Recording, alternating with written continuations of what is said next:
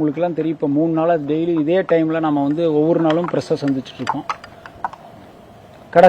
கடந்த 6ஆம் தேதி வந்து நாம் வந்து முதல்ல நம்ம ப்ரெஸ்ஸை சந்தித்து சொன்னோம். இந்த மாதிரி வந்து சவுக்கு சங்கர் அவர்கள் ஜெயிலில் தாக்கப்பட்டிருக்காருன்னு அவர் சொன்னதை வந்து நான் உங்களுக்கு முன்னாடி ப்ரெஸ்ஸில் சொல்லியிருந்தேன்.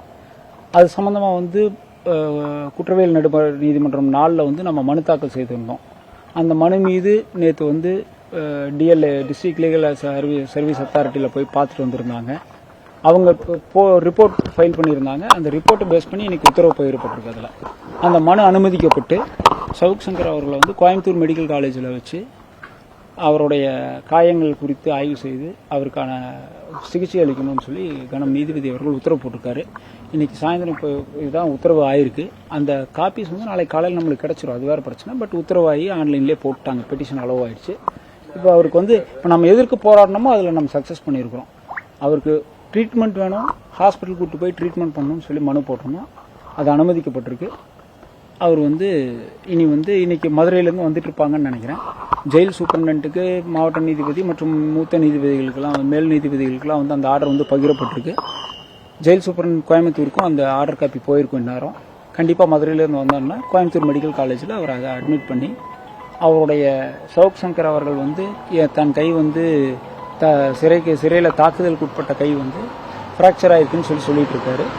அதற்கான சிகிச்சையை எடுப்பதற்காக இந்த மனு அனுமதிக்கப்பட்டது. ஏற்கனவே வந்து அவர் வந்து இங்க உடல் பரிசோதனை பண்ணியிருந்தாங்க. அப்போ வந்து காயங்கள் இருக்குன்னு அவர் சொல்லியிருந்தாரு அந்த விபத்துல. அதன் பின்பு வந்து நீங்க காவல்துறை வந்து அவர் உள்ள வந்து தாக்கியிருக்காங்க அப்படின்னு சொல்லியிருக்கீங்க. இப்ப அதுக்கு இதுக்கும் வந்து இல்ல, அதுதான் இப்ப நம்ம அந்த காப்பீஸ் எல்லாம் இன்னைக்கு எடுத்துட்டோம்.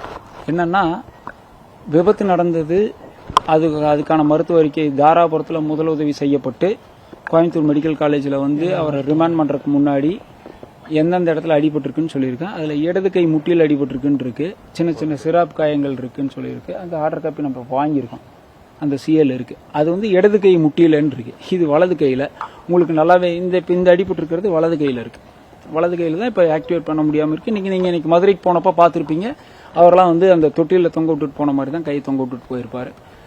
அந்த நம்ம பிரச்சனைன்னு சொல்றது கை வந்து வலது கை, ரைட் ஹேண்டில் தான் அவருக்கு அடிபட்டிருக்கு. இப்போ அதுக்கான மருத்துவ அடிக்கி தாக்கப்பட்டிருக்கிறதுனால அந்த கை வந்து இப்போ ஃப்ராக்சர் ஆயிருக்குன்னு தான் சவுக் சங்கர் திருப்பி சொல்லிட்டு இருக்காரு. இது வரைக்கும் வீக்கம் குறையில.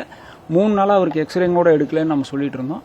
இன்னைக்கு நீதிபதி அவர்கள் உத்தரவு போட்டிருக்காங்க. அந்த உத்தரவு காப்பி ஜெயிலர் சூப்பரண்டன்ட்டுக்கு போயிருக்கு.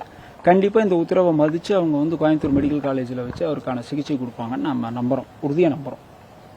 ஆனால் அதே போல் இந்த மாரிதாஸ் வந்து முடி வச்ச அதிமுக வழக்கறிஞர், மொட்டையடிச்ச சவுக்கு சங்கர் வழக்கறிஞர். ஆக்சுவலாக எனக்கு அந்த இது எல்லாருமே சொன்னாங்க, எங்கள் நண்பர்கள் எல்லாமே சொன்னாங்க. அவர் ஏதோ நான் வந்து அது மட்டும் இல்லை, இன்னொரு பெரிய விஷயம் கூட சொல்லியிருக்காங்க. அதுக்கு நம்ம கிளாரிஃபை பண்ணிடலாம்.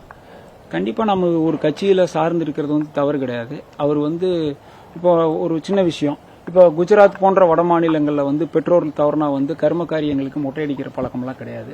என்னோட தந்தை தவறு 25 நாள் தான் ஆச்சு, அதுக்காக நான் மொட்டை அடிச்சிருக்கேன். பட் அது தெரியாமல் அவர் வந்து சொல்லியிருக்கார். பாவம், அவர் வந்து கடவுள் மன்னிச்சிருக்குன்னு நினைக்கிறேன் நான்.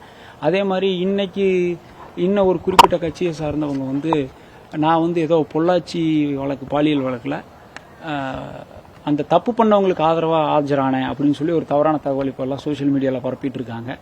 தயவு செய்து அவர்கள்லாம் நல்லா படிக்கணும். அந்த வீடியோ காணொலியில் இன்னைக்கு இருக்கு. பொள்ளாச்சி வழக்கில் பாதிக்கப்பட்ட பெண்கள் சார்பாக நாம் ஆஜராகி கம்ப்ளைண்ட் கொடுத்து அவங்க கூட துணை நின்று அந்த குற்றவாளிகளை கைது செய்யறதுக்கு தான் நாம் உதவி செஞ்சுருக்கோமே தவிர குற்றவாளிகளுக்காக நாம் அந்த வழக்கில் ஆஜராகலை. எதுவுமே தெரியாமல் நுனிப்புள் மேய்ஞ்சிட்டு தவறுதலாக வந்து அரசியல் சார்பாக சொல்கிறாங்க. சமூக நீதி, இந்த மனித உரிமை செயல்பாட்டுறது, கருத்து சொல்கிறது, இதெல்லாம் ஒரு கட்சிக்கு மட்டும் சம்மந்தம் இல்லை. நாம் ஒரு கட்சியில் சார்ந்து இருக்கோங்கிறதுனால மக்களுக்கு நல்ல விஷயம் செய்யக்கூடாதுன்னு கிடையாது. எங்கெல்லாம் சமுதாயத்தில் பாதிப்பு ஏற்படுதோ என்னால் என்கிட்ட வர்ற கிளைண்ட்டுக்கு என்னால் முடிஞ்ச உதவிகளை நான் செஞ்சுட்டு தான் இருக்கேன். மரிதாஸ் பாவம், அவரை கடவுள் மன்னிக்கட்டும்.